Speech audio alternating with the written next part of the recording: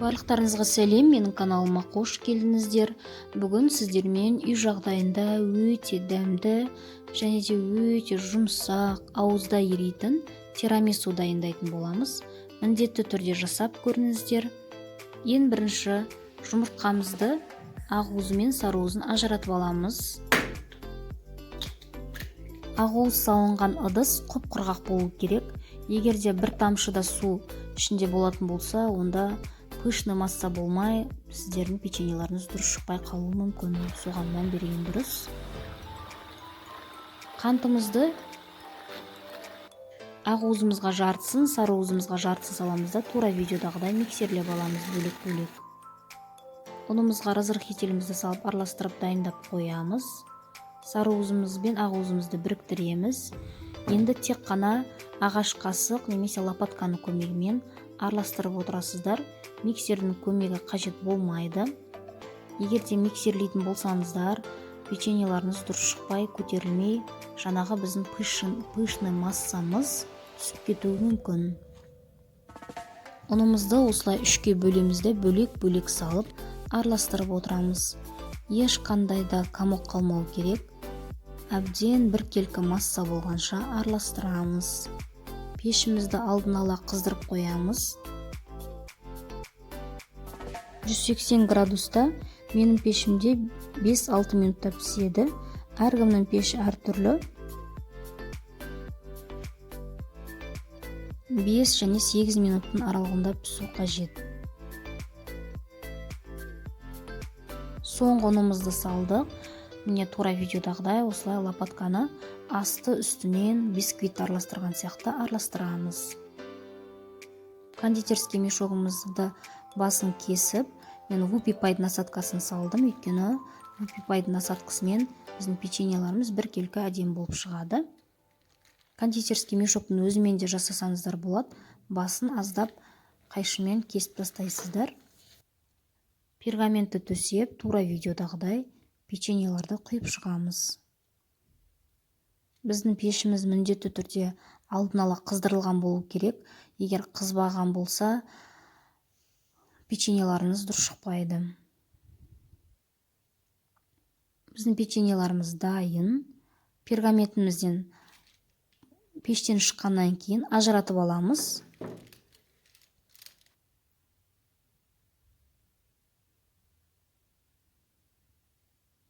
Крем дайындаймыз. Сливки мен сахарный пудраны араластырамыз, миксерлейміз қою болғанша. Кейін творожный сыр саламыз. Мендегі творожный сыр, креметті творожный сыры. Творожный сырды қолданбасаңыздар да болады. Тек қана сливки мен сахарный пудраның екеуімен жасауға да болады. Өз қалауларыңыз. Маскарпоне де қосуға болады. Қою болғанша араластырамыз. Біздің креміміз дайын. Пропиткасын дайындаймыз. Пропиткаға бізге су қажет болады. Су бөлме температурасында болу керек. Қатты ыстық немесе салқын болуға болмайды. Қантымызды және де кофе саламыз. Салып араластырамыз. Осындай кенде ыдысқа салған дұрыс, себебі біз әр печеньемізді осы пропиткамызға батырып алып отыратын боламыз. Біздің креміміз дайын, пропиткамыз дайын, корждарымыз дайын.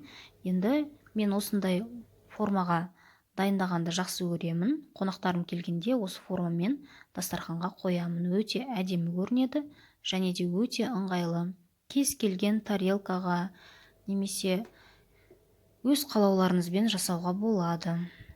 Әр печеньені осылай пропиткаға батырып аламыз. Бір слойдан кейін крем, печенье, крем жағамыз.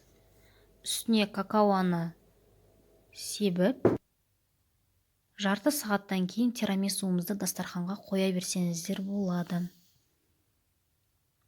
Ешқандай да пропитать етілуді қажет етпейді. Жарты сағаттан кейін өте дәмді және де өте жұмсақ, дәмі күшті болып шығады.